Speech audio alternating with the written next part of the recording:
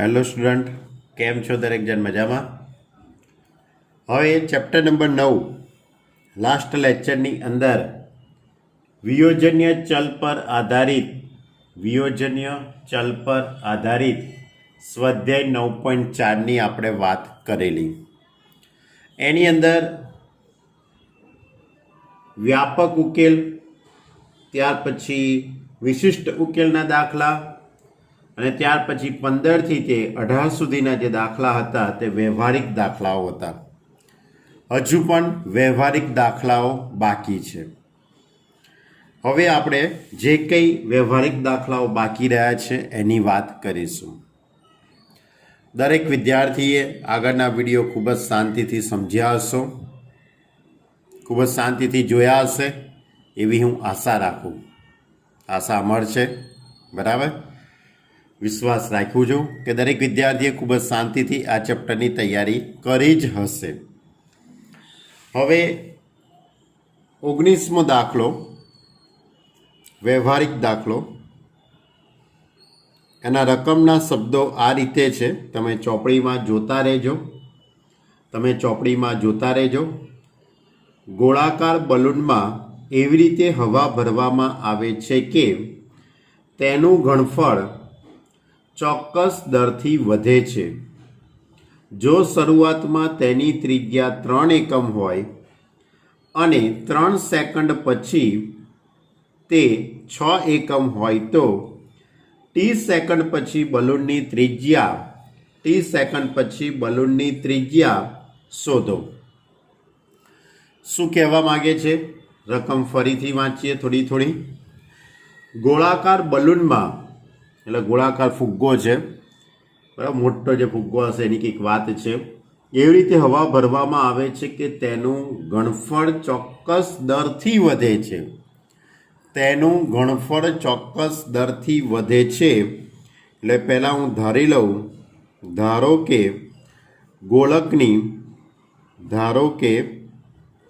ગોળકની ત્રિજ્યા r છે અને ગોળકનું ઘનફળ એ v છે. હવે ગોળકના ઘનફળમાં થતો વધારો, શું લખ્યું છે? ગોળાકાર બલૂનમાં એવી રીતે હવા ભરવામાં આવે છે કે તેનું ઘનફળ ચોક્કસ દરથી વધે છે. એટલે સમયની સાપેક્ષે વિકલન. ગણફળમાં થતો ફેરફાર કેવો છે? ચોક્કસ દરથી વધે છે. એટલે આપણે સ્વેર અચરની અત્યારે વાત નથી કરતા, ચોક્કસ દરથી વધે છે. એટલે ધારો કે dv/dt is equal two k. હવે આ k એ શું છે? અચળાંક છે. જ્યાં k એ અચળાંક છે અથવા તો અચળ છે. ક્લિયર? આ સમીકરણ બન્યું. આ શું બન્યું? સમીકરણ. હવે આપણા નિયમ પ્રમાણે આગળ વધી જઈએ. તો dv is equal two k into dt લખી શકાશે. વિયોજનીય ચલમાં રૂપાંતર કર્યું. બંને બાજુ સંકલન કરી દઈએ આપણે. એટલે કે ઇન્ટિગ્રેશન 1 dt. હવે એકનું સંકલન v થઈ જશે, k ઇન્ટુ 1નું સંકલન t અને પ્લસ c. અને સમીકરણ નંબર 1 કહી દઈએ. ક્લિયર? અને સમીકરણ નંબર 1 કહી દઈએ એટલે આ કયો ઉકેલ થયો કહેવાય? વ્યાપક ઉકેલ. જ્યાં c એ શું છે? c એ કોનું છે? સંકલનનો સ્વેર અચળ છે. ધ્યાન રાખજો, c એ સંકલનનો સ્વેર અચળ છે. એટલે આ આપણો વ્યાપક ઉકેલ આવી ગયો. એટલે દાખલાની અંદર જે પહેલું જે વાક્ય લખેલું હતું એને અનુરૂપ આપણને આટલું મળ્યું. હવે એની આગળ વધીએ. એની આગળ લખેલું છે કે કઈ ગઈ રકમ આવી? જો શરૂઆતમાં તેની ત્રિજ્યા 3 સેન્ટીમીટર હોય, સોરી 3 એકમ છે. શરૂઆતમાં તેની ત્રિજ્યા 3 એકમ, શરૂઆતમાં એટલે કે t બરાબર 0 સમયે તેની ત્રિજ્યા r ઇઝ ઇક્વલ ટુ 3. આની ઉપરથી આપણને પરિણામ નંબર 1માં કિંમત મૂકી દઈએ. હવે ત્રિજ્યા r બરાબર 3. હવે આપણી જોડે તો ઘનફળ છે, તો એનો અર્થ એવો થયો કે v is equal to KT plus c. હવે ઘનફળનું સૂત્ર 4/3 પાઈ r ક્યુબ, આનો ઉપયોગ કરીશું તો KT પ્લસ c. હવે આની અંદર કિંમતો મૂકી દઈએ. ત્રિજ્યા r બરાબર 3 અને t ઇઝ ઇક્વલ ટુ 0. તો t ઇઝ ઇક્વલ ટુ 0 અને r ઇઝ ઇક્વલ ટુ 3 મૂકવામાં આવે તો શું થઈ જશે? 36, એટલે અહીંયા 3નો વર્ગ 9, 3ની 3 ઘાત થશે એટલે 27/3 એટલે 9 ચોક 36 પાઈ ઇઝ ઇક્વલ ટુ ટીની જગ્યાએ 0 પ્લસ c. એટલે એનો અર્થ એવો થશે કે c is equal two, sorry ભૂલ થઈ ગઈ, 36 પાઈ. c ઇઝ ઇક્વલ ટુ 36 પાઈ. હવે આ સીની કિંમત હું પરિણામ નંબર 1માં મૂકી દઉં. પરિણામ નંબર 1માં c is equal to 36 pi મૂકતા તો શું થઈ જશે? v is equal to KT plus c. પણ સીની જગ્યાએ હવે શું લખી દઈશું? 36 પાઈ. હવે વીનું સૂત્ર પણ આપણે લખી કાઢીએ. 4/3 પાઈ r cube is equal to KT plus 36 પાઈ. હવે આને હું સમીકરણ નંબર 2 કહી દઉં. એટલે આ તમને કયો ઉકેલ મળી ગયો કહેવાય? વિશિષ્ટ ઉકેલ મળ્યો એવું કહેવાશે. આપેલી માહિતી પરથી તમને આ વિશિષ્ટ ઉકેલ મળ્યો એવું કહી શકાય. હવે રકમને વાંચીએ આગળ. આપણું આમાં શું છે, થોડું થોડું વાંચતા જવાનું અને કામ કરતા જવાનું. હવે આગળના રકમના શબ્દો આવા છે. કઈ ગયા? આઈડિયા. 3 સેકન્ડ પછી તે 6 એકમ થાય છે. 3 સેકન્ડ પછી એટલે શરૂઆતમાં t બરાબર 0 સમય. હવે 3 સેકન્ડ પછીની વાત છે એટલે t બરાબર 3. 3 સેકન્ડ પછી એ ગોલકની ત્રિજ્યા r ઇઝ ઇક્વલ ટુ 6 એકમ થશે. હવે આ કિંમત હું પરિણામ નંબર 2માં મૂકી દઉં. તો પરિણામ નંબર 2ની અંદર આ કિંમત મૂકી દઈએ આપણે. r બરાબર 6 એટલે 6ની 3 ઘાત 4/3 પાઈ ગુણ્યા 6ની 3 ઘાત જે આવતી હોય તે તમે લખી દેજો. 3 ઇન્ટુ k, કારણ કે t બરાબર 3 પ્લસ 36 પાઈ. હવે આનું સાદરો 6ની 3 ઘાત એટલે લગભગ 216 થાય છે. બરાબર? 216/3 અને એને ગુણ્યા 4 કરું ને બાળકો તો શું જવાબ આવે ખબર? કેલ્સીની મદદથી તમે કરી જોજો. કેલ્સીની મદદથી કરજો એટલે તમને ખ્યાલ આવશે. તો જવાબ આવે છે 288 પાઈ. 288 પાઈ. 288 પાઈ is equal two 3k plus 36 પાઈ. હવે આ 36 પાઈ આ બાજુ લાવી દઈએ એટલે એની ઉપરથી લખાશે 3k is equal two 288 pi minus 36 પાઈ. 288માંથી 36 બાદ કરી કાઢો. બરાબર? અને એને 3 વડે જો ભાગાકાર કરવામાં આવે તો તમારો જવાબ આવે છે k ઇઝ ઇક્વલ ટુ 84 પાઈ. એટલે આ kની કિંમત મળી ગઈ. ક્લિયર? ટૂંકમાં રકમની અંદર 2 માહિતી હતી. એક શરૂઆતના સમયની માહિતી હતી અને બીજી માહિતી હતી 3 મિનિટ પછીની માહિતી હતી. 3 સેકન્ડ કે ગમે તે હશે એના પછીની માહિતી હતી. કારણ કે દાખલાની અંદર 2 અચળ હતા. એક શરૂઆતનો k હતો અચળ. એક શરૂઆતમાં આપણે સમીકરણ બનાવવા માટે જેનો ઉપયોગ કરેલો એ સ્વેર અચળ k હતો, આ અચળાંક હતો. અને બીજો કયો આવ્યો? c આવ્યો, જે આપણે સંકલન કર્યું તે આવ્યો.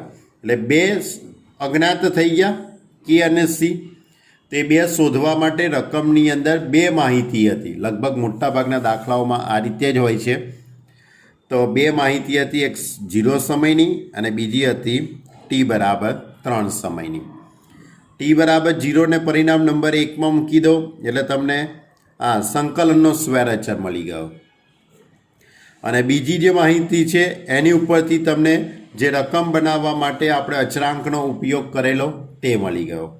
હવે આ બધાની જ કિંમતો એટલે હું પરિણામ નંબર 3ની અંદર ગોઠવણી કરી દઉં. તો પરિણામ નંબર 3 પરથી શું લખી શકાય?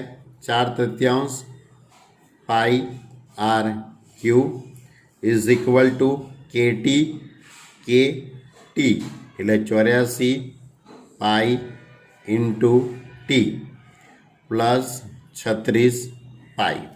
ક્લિયર? હવે આખા પદને હું પાઈ વડે ભાગાકાર કરી કાઢું તો 4/3 આર ક્યુ પાઈ વડે ભાગાકાર કરી નાખ્યો તો 84t પ્લસ 36. ક્લિયર? હવે આ ત્રણને સામે લઈ જાઉં તો R cube is equal to અને 4 વડે ભાગાકાર કરી નાખું તો અહીંયા 21 અને આ 9 ચોક 36 અને આ 3 સામે જ હશે તો R cube is equal to 63t plus 27. હવે આ 3 છે એને સામે લઈ જવા ઘાતાંક. આવું બધું હું કેમ કરું છું? કારણ કે રકમના શબ્દો તમે વાંચો છેલ્લા (1/3). રકમની અંદર છેલ્લે શું લખેલું છે ખબર છે? કે ટી સેકન્ડ પછી બલૂનની ત્રિજ્યા કેટલી થાય? ટી સેકન્ડ પછી બલૂનની ત્રિજ્યા કેટલી થાય એટલે તમારે ત્રિજ્યા આર શોધવાની છે. અને આ ત્રિજ્યા શોધવા માટે મેં ત્રિજ્યા આરને કરતા બનાવ્યો. ક્લિયર? કે ટી સેકન્ડમાં બલૂનની ત્રિજ્યા કેટલી થાય? તો R is equal to 63t plus 27 જે માગેલ ત્રિજ્યા છે. એટલે રકમની અંદર જે આપણને પૂછેલું હતું બરાબર કે ટી સેકન્ડમાં બલૂનની ત્રિજ્યા શોધો તો આ જવાબ આવ્યો. ક્લિયર? ખ્યાલ આવ્યો દાખલામાં? રકમમાં જે માહિતી આપી છે એની ઉપરથી તમારે સૌથી પહેલાં સમીકરણ બનાવવું પડે. કયું સમીકરણ? આવી dv/dt ઇઝ ઇક્વલ ટુ કે ટી સમયની અંદર એટલે કે ઘનફળમાં થતો ફેરફાર અચળ છે એટલે ઇઝ ઇક્વલ ટુ કે. પછી આ સંકલન કરી દીધું. પછી શરૂઆતમાં t=0 સમય. બીજું અહીંયા 2 સ્ક્વેર, એક સી સ્ક્વેર અચળ એ સંકલનનો છે અને આ કે છે તે અચળાંક કહી શકાય અથવા તો અચળ કહી શકાય. જે રકમના શબ્દો છે તે મુજબ છે અને આ સંકલન કરવાથી આવેલો સ્ક્વેર અચળ છે. તો આ બંનેની કિંમત તમારે શોધવાની છે કે અને સી બંનેની. અને આ બંનેની કિંમત શોધવા માટે દાખલાની અંદર બે માહિતી આપેલી છે. એક 0 સમયની પરિસ્થિતિ છે શરૂઆતની અને બીજી છે 3 સેકન્ડ પછી ત્રિજ્યા 6 એકમ થાય છે. આ બંને ઉપરથી તમને સી અને કે મળશે અને એ કિંમત તમારે પરિણામ નંબર 1 કે 3 જે કંઈ છેલ્લે આપ્યું એમાં ગોઠવી દો એટલે આ રીતનું જવાબ આવશે. અને પછી આપણને પૂછેલું કે ટી સેકન્ડમાં ત્રિજ્યા શોધો એટલે મેં ત્રિજ્યાને કરતા બનાવી દીધો. ઓકે, ખ્યાલ આવ્યો દરેકને? ખૂબ જ સરસ મજાના દાખલા છે. ચલો 14મો દાખલો. 14મો દાખલો પણ આ જ રીતનો છે. એના શબ્દો આ રીતે છે. બેંકમાં રાખેલ મુદ્દલ, બેંકમાં આપણે જે પૈસા મૂકીએ ને તેને મુદ્દલ કહેવાય. મુદ્દલ વાર્ષિક 8%ના દરે સતત વધી રહ્યું છે. 8%ના દરે સતત વધી રહ્યું છે. જો 10 વર્ષમાં બેંકમાં મૂકેલા રૂપિયા 100 રૂપિયા, જે બેંકમાં 100 રૂપિયા મૂક્યા છે, બમણા થતા હોય તો આરની કિંમત શોધો.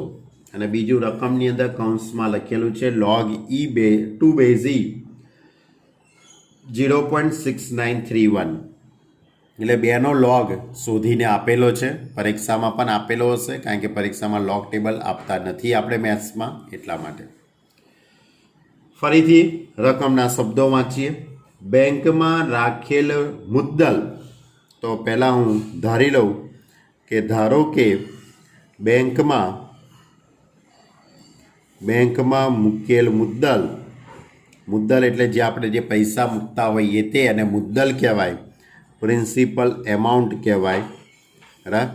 ધારો કે મુદ્દલ કેટલી છે? પી છે. ધારો કે મુદ્દલ પી છે. ક્લિયર?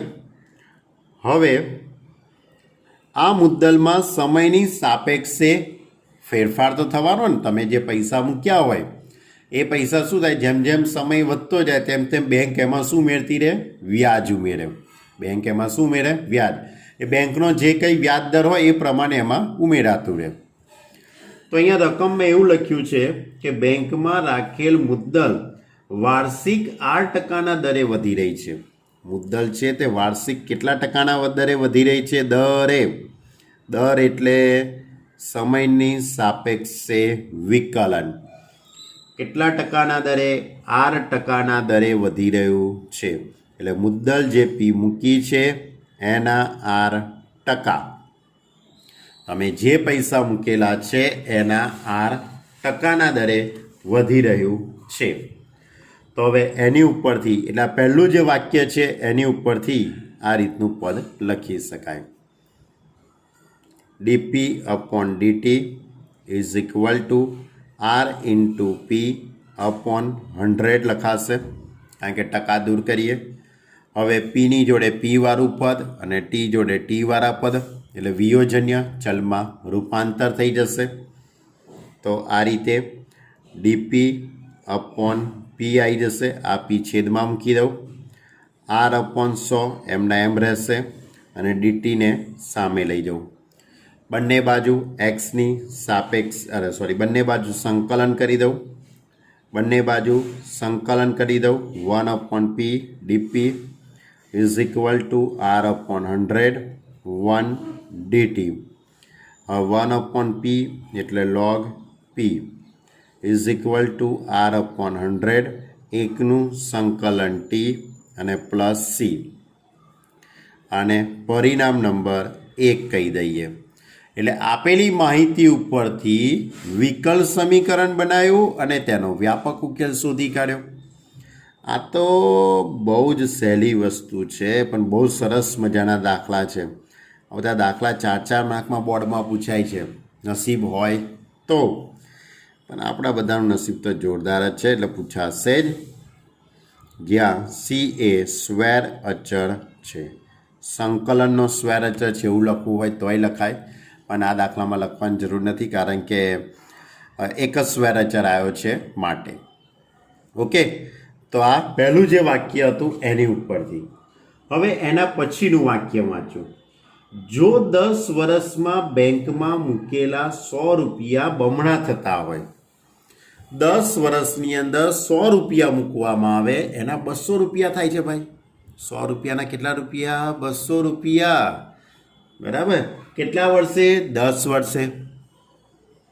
તો પહેલાં ટી બરાબર 0 સમય, એટલે શરૂઆતમાં મૂકેલા 100 રૂપિયા, એટલે ટી બરાબર 0, તો પી બરાબર કેટલા? 100.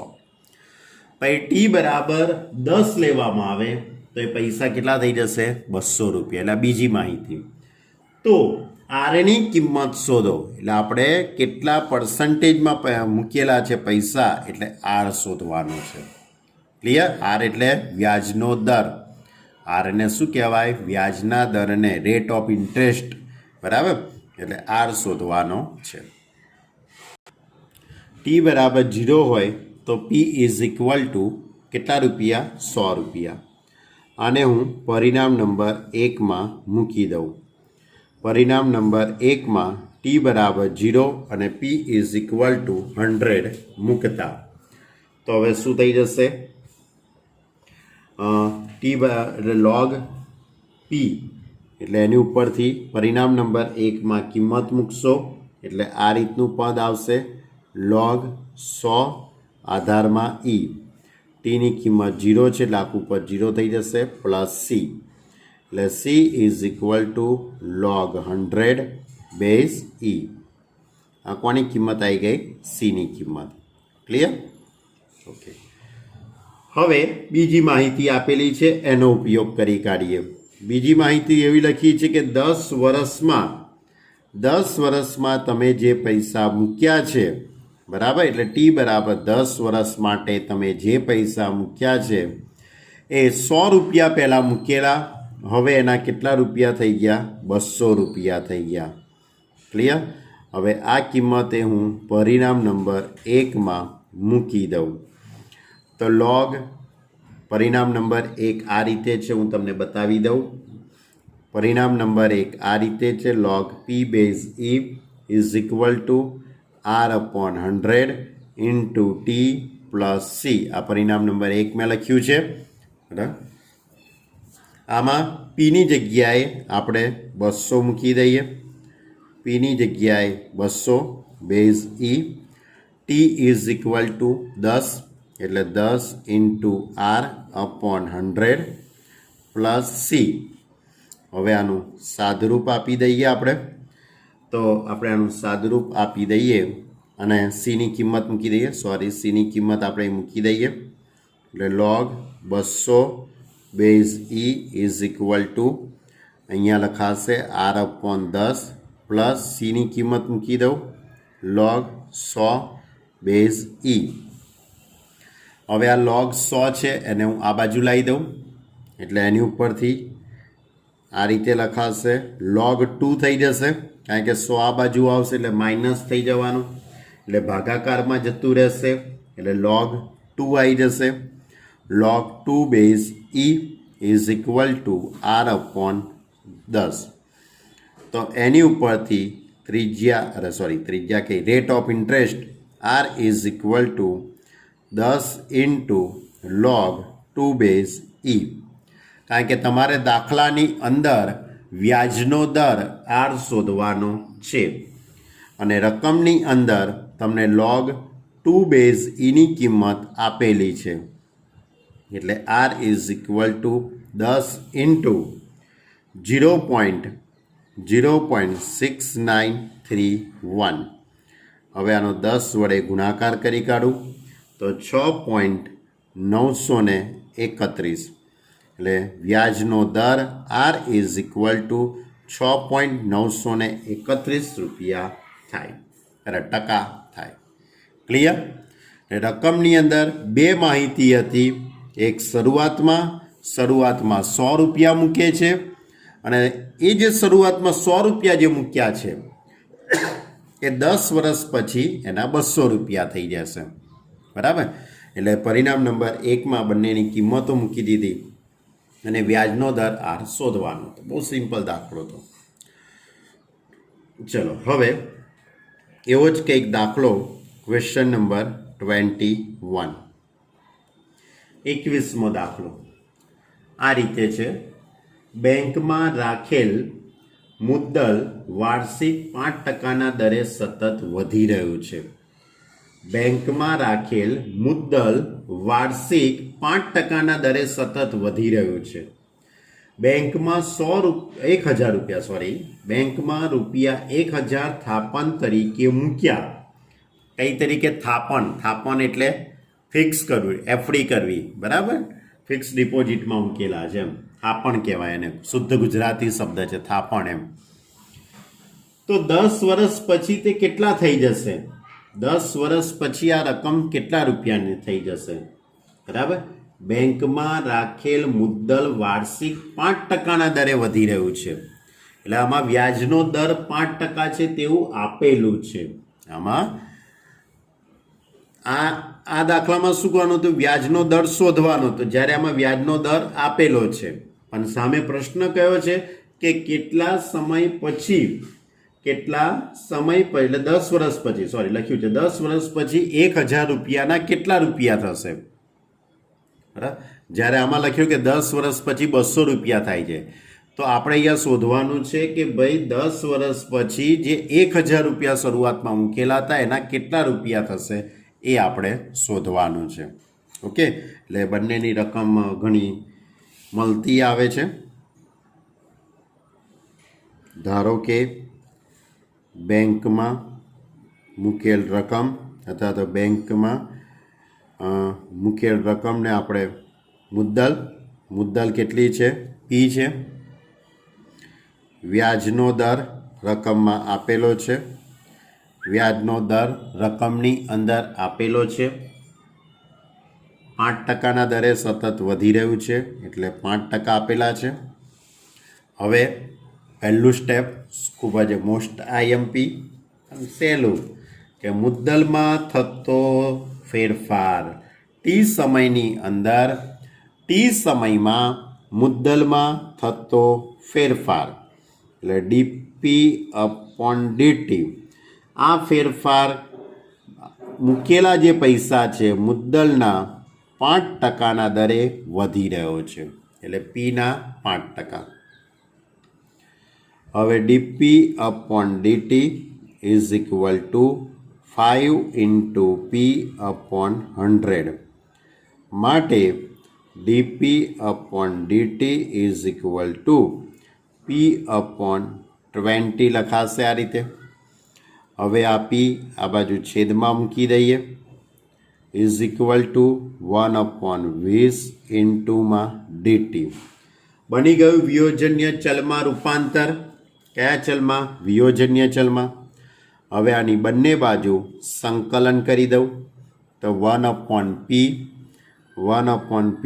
DP is equal to 1/20 integration 1 DT. બંને બાજુ સંકલન કરતા હવે 1/p એટલે log p.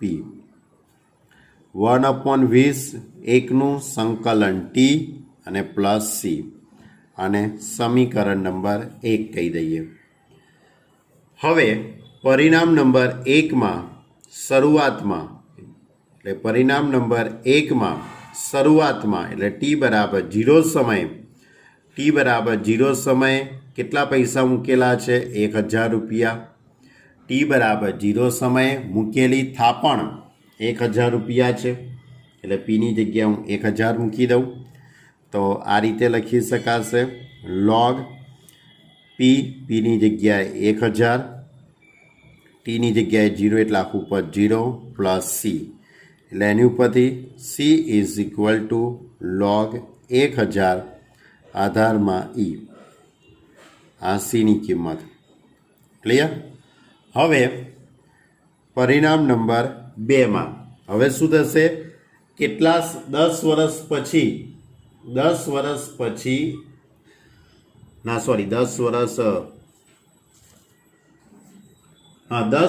પછી આ પૈસા કેટલા થઈ જશે? એટલે આ થાપણ કેટલા રૂપિયા થશે તે આપણે શોધવાની છે. ક્લિયર? તો ટી બરાબર 10 લેવામાં આવે તો પીની કિંમત કેટલા રૂપિયા થશે? પી બરાબર કેટલા એ આપણે શોધવાનું છે. તો પરિણામ નંબર 1માં હું કિંમતો ગોઠવી દઉં તો log પી તો આપણે શોધવાનું છે. 1/20 સમય કેટલો છે? T is equal to 10 plus C એટલે log 1000 બેઝ ઈ.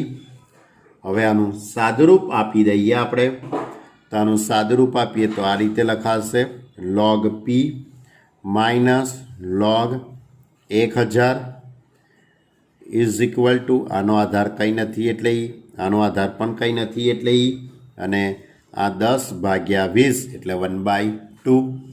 હવે આ પદને હું આ રીતે લખી કાઢું log પી ભાગ્યા 1000 લખાયા રીતે. અહીંયા આધારમાં કંઈ નથી એટલે ઈ ઇઝ ઇક્વલ ટુ હવે આ 1/2 હતા આની જોડે કંઈ નથી એટલે 1 અને 1 એટલે એને હું આ રીતે લખી કાઢું log E base e raise to 1/2. શું કર્યું મેં? આ જે 1/2 હતા એને મેં આ રીતે લખ્યા. કેમ? કારણ કે 1/2 આગળ આવી જાય તો log ઈ બેઝ ઈ એ તો 1 થઈ જવાનું છે. log ઈ બેઝ ઈ તો 1 થઈ જવાનું છે.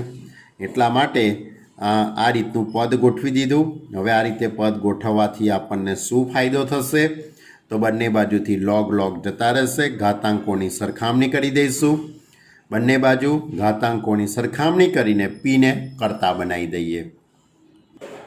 જો એટલે p/1000 is equal two e⁻². e⁻² એટલે 0.5. e⁻05ની કિંમત રકમની અંદર આપેલી છે.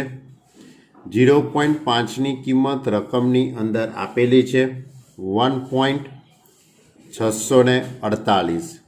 હવે 1000ને હું સામે લઈ જાઉં તો p ઇઝ ઇક્વલ ટુ 1000 ઇન્ટુમાં 1.648 એટલે કે p ઇઝ ઇક્વલ ટુ 1648 રૂપિયા થશે. એટલે કે કહેવાનો અર્થ એમ છે કે 10 વર્ષ પછી 1000 રૂપિયા જે મૂકેલા છે એના 1648 રૂપિયા થશે. ક્લિયર? ખ્યાલ આવ્યો? બંને દાખલા ખૂબ જ સિમ્પલ હતા, કંઈ એટલા અઘરા હતા નહીં. ચલો હવે ક્વેશ્ચન નંબર 22. 22મા દાખલાની વાત કરું. જો હવે 22મો દાખલો. એક સંવર્ધન કેન્દ્રમાં બેક્ટેરિયાની સંખ્યા 1 લાખ છે. સંવર્ધન કેન્દ્ર એટલે કે બેક્ટેરિયાની સંખ્યામાં થતો ફેરફાર નક્કી કરતું એક કેન્દ્ર હોય, બરાબર? એની વાત છે. એક સંવર્ધન કેન્દ્રમાં બેક્ટેરિયાની સંખ્યા 1 લાખ છે. 2 કલાકમાં તે 10%ના દરે વધે છે. જો બેક્ટેરિયાનો વૃદ્ધિ દર કોઈ પણ સમયે હાજર બેક્ટેરિયાની સંખ્યાના પ્રમાણમાં હોય તો કેટલા કલાકમાં તેની સંખ્યા 2 લાખ થશે? આવો આપણને પ્રશ્ન કરેલો છે. ફરીથી એક વખત તમને કહી દઉં. એક સંવર્ધન કેન્દ્રમાં બેક્ટેરિયાની સંખ્યા 1 લાખ છે. એટલે એનો કહેવાનો અર્થ એમ થયો કહેવાય શરૂઆતમાં બેક્ટેરિયાની સંખ્યા 1 લાખ છે. શરૂઆતમાં બેક્ટેરિયાની સંખ્યા કેટલી છે? 1 લાખ છે. હવે 2 કલાકમાં તેની સંખ્યા 10%ના દરે વધે છે. એટલે 2 કલાક પછી તે 1 લાખ બેક્ટેરિયા છે એના 2%ના દરે વધી ગયા. આ બીજી માહિતી છે. હવે સમીકરણ બનાવવા માટે શું લખેલું છે? જો બેક્ટેરિયાનો વૃદ્ધિ દર એટલે સમયની સાપેક્ષે વિકલન. વૃદ્ધિ દર કોઈ પણ સમયે હાજર બેક્ટેરિયાની સંખ્યાના પ્રમાણમાં હોય તો હાજર બેક્ટેરિયાની સંખ્યાના પ્રમાણમાં હોય તો કેટલા કલાક પછી તેની સંખ્યા 2 લાખ થશે? કેટલા કલાક પછી તેની સંખ્યા 2 લાખ થશે? બરાબર? તો આને ધ્યાનમાં રાખીને આપણે કંઈક આ રીતે ધારી લઈએ. ધારો કે ટી સમયે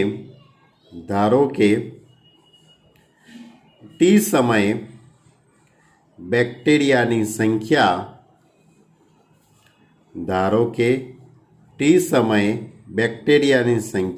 x છે. ક્લિયર? અને t બરાબર 0 સમયની પરિસ્થિતિ તો આપેલી છે એટલે લખવાની કોઈ જરૂર છે નહીં. તો બેક્ટેરિયાની સંખ્યાનો વૃદ્ધિ દર એટલે dx/dt કોના સમપ્રમાણમાં છે? કોના પ્રમાણમાં છે?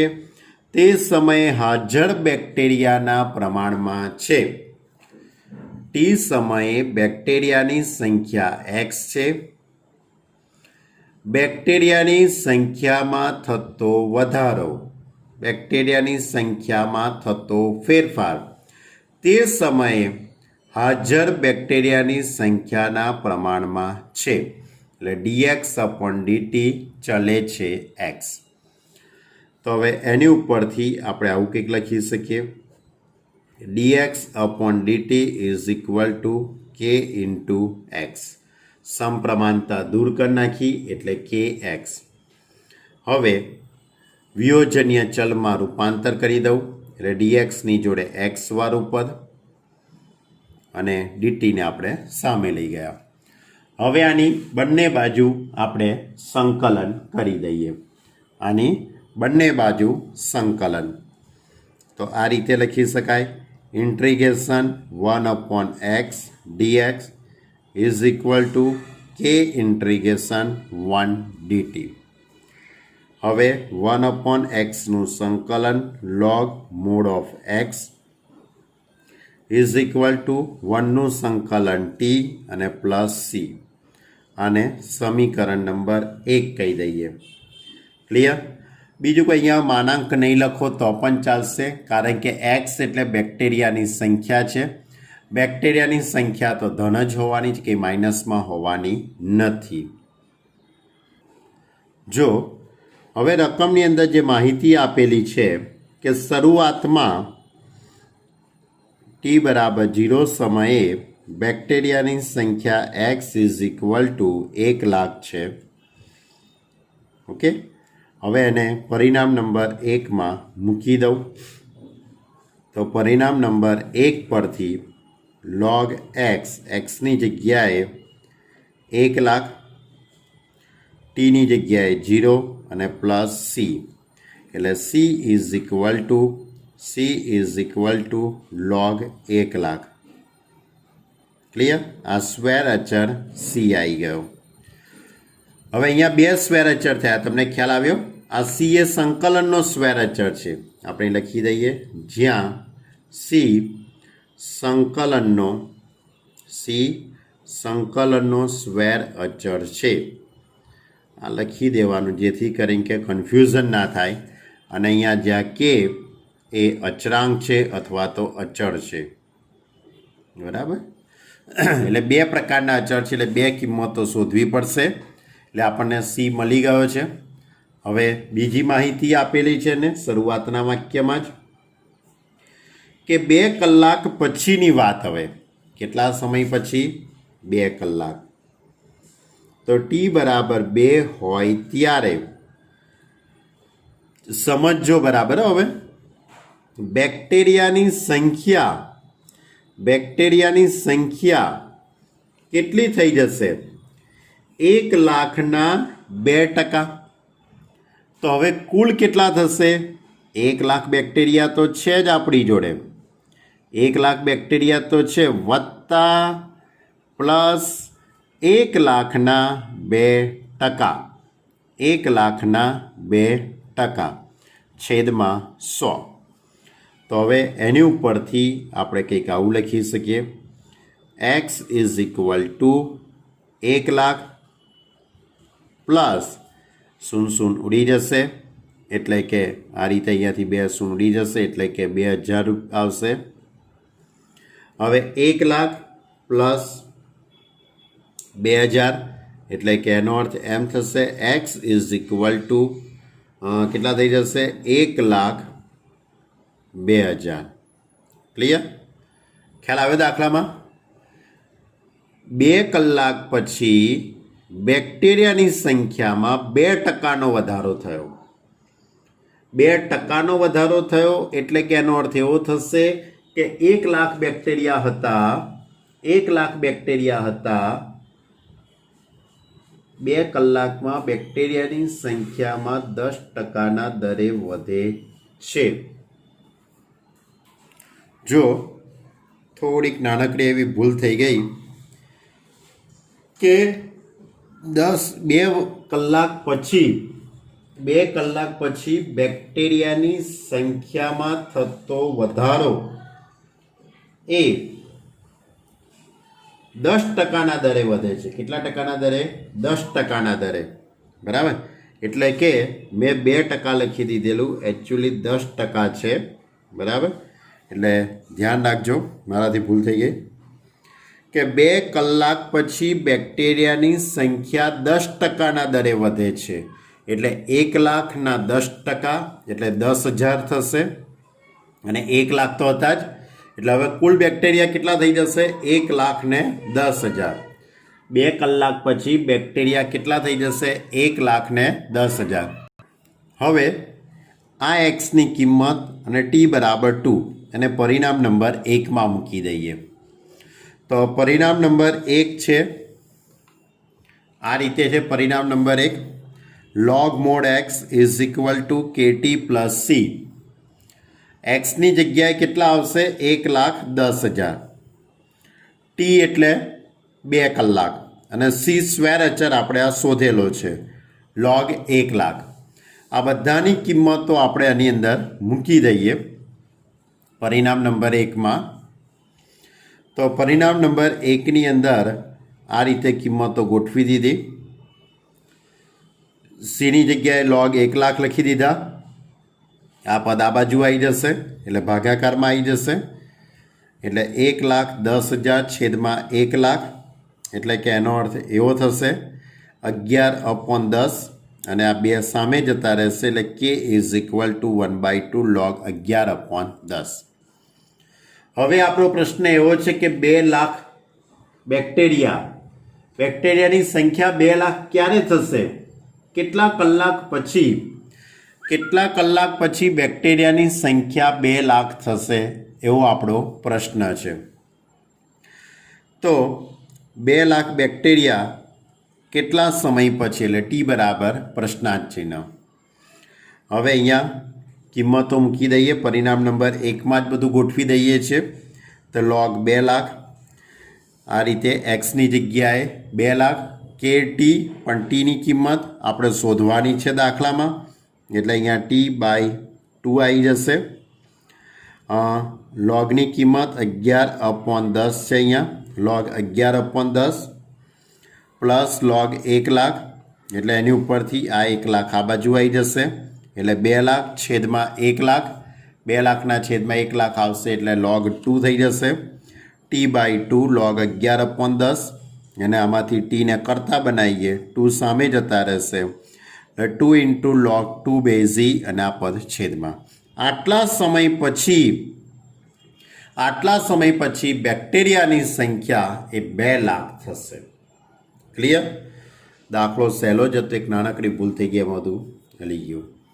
ઓકે, એનીવેર તો સ્વાધ્યાય 9.4નો 19, 20, 21 અને 22 4 દાખલાનો આપણે અભ્યાસ કર્યો. અને છેલ્લે એક MCQ આપેલો છે કે આ રીતે જે વિકલ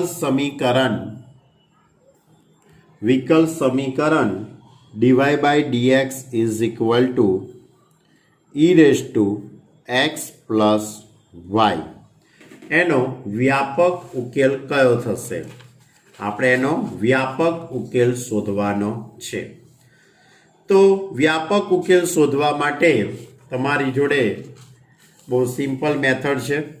e⁻x પ્લસ y એટલે એને હું આ રીતે લખી શકું dy/dx is equal two e⁻x into e⁻y. હવે આ એક્સને આ બાજુ મૂકી દઈએ, ડીએક્સને સામે લઈ જાઉં. dy/e⁻y is equal two e⁻x into dx. આની બંને બાજુ સંકલન કરી કાઢું તો e⁻y dy is equal two integration e⁻x dx. e⁻yનું સંકલન e⁻y એટલે e⁻y અને આ માઇનસ. e⁻xનું સંકલન e⁻x અને પ્લસ સી. ક્લિયર? એટલે તમારે અહીંયા દાખલાની અંદર જવાબ સેટિંગ કરવા માટે આને મારે c' લઈ લેવો પડશે. તો e⁻x plus e⁻y' is equal to minus c'. એટલે એની ઉપરથી e⁻x plus e⁻y is equal to c. c' is equal to જ્યાં minus c' is equal to c, જે વ્યાપક ઉકેલ છે. ક્લિયર? તો આ હતું આપણું સ્વાધ્યાય 9.4. ખૂબ જ એવું સારું સરસ મજાનું આ સ્વાધ્યાય આપણે પૂર્ણ કર્યું. હવે આની આગળના ટોપિકની વાત કરવી છે પણ એ પછીના વિડીયોમાં કરીશું. જો હવે આ જ મેથડ ઉપર આધારિત એક આગળ ઉદાહરણ છે એની વાત કરી દઈએ. ઉદાહરણ નંબર 14. ઉદાહરણ નંબર 14ની અંદર આ રીતે છે કે બેંકની અંદર મૂકેલા જે પૈસા છે તે 5% દરે વધારો થઈ રહ્યો છે. બરાબર, આગળ જે આપણે દાખલા ગણેલા છે તે જ રીતે છે કે વાર્ષિક વ્યાજે મૂકેલી મુદ્દલ એ 5% દરે વધી રહી છે. તો 1000 રૂપિયાને ડબલ થતાં કેટલો સમય લાગશે? એટલે કેટલા વર્ષ પછી 5000 રૂપિયા ડબલ થઈ જશે? તો હું ધારી લઉં. ધારો કે મુદ્દલ બરાબર પી, મુદ્દલ પી, વ્યાજનો દર એ આર છે. હવે વ્યાજના દરમાં થતો વધારો એટલે ડીપી અપોન ડીટી, વ્યાજના દરમાં થતો વધારો ડીપી અપોન ડીટી એ પીના 5%નો વધારો થાય છે. કેટલા ટકા? પીના 5%.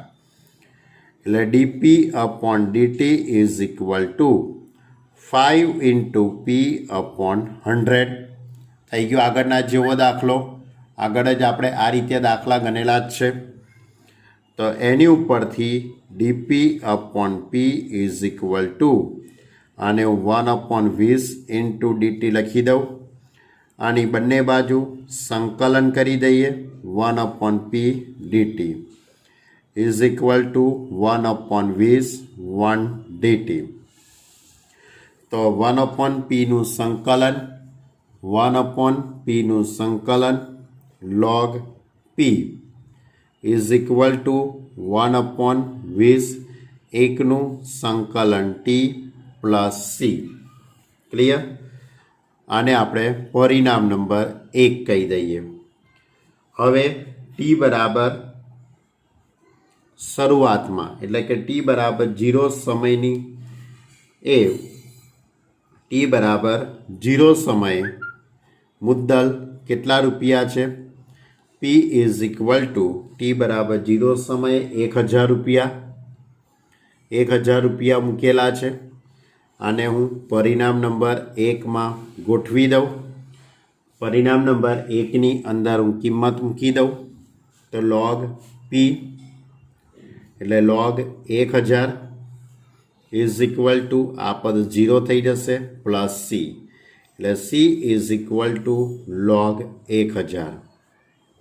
ક્લિયર? આ સીની કિંમત આવી ગઈ. હવે આપણો પ્રશ્ન એવો છે કે આ 1000 રૂપિયાના 2000 રૂપિયા થતાં કેટલો સમય લાગશે? એટલે પી ઇઝ ઇક્વલ ટુ 2000 રૂપિયા થતાં કેટલો સમય લાગશે? ટી બરાબર કેટલા? તો આ કિંમત હું પરિણામ નંબર 1માં ગોઠવી દઉં. તો log પી એટલે 2000 ઇઝ ઇક્વલ ટુ ટી સમય શોધવાનો છે એટલે 1/20 ઇન્ટુ ટી પ્લસ સી અને સીની કિંમત આપણે શોધેલી છે. તો સીની કિંમત આપણે ગોઠવી દઈએ.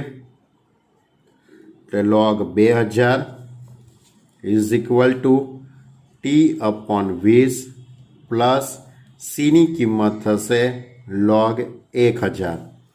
આ log 1000 આ બાજુ લાવી દઉં એટલે log 2000 ભાગ્યા 1000 ઇઝ ઇક્વલ ટુ t/20. તો એની ઉપરથી t is equal two 20 into log 2. Clear? તો આ તમારો જવાબ આવ્યો કહેવાય કે એટલા સમય પછી. તો 20 ઇન્ટુ log 2 બેઝ e આટલા સમય પછી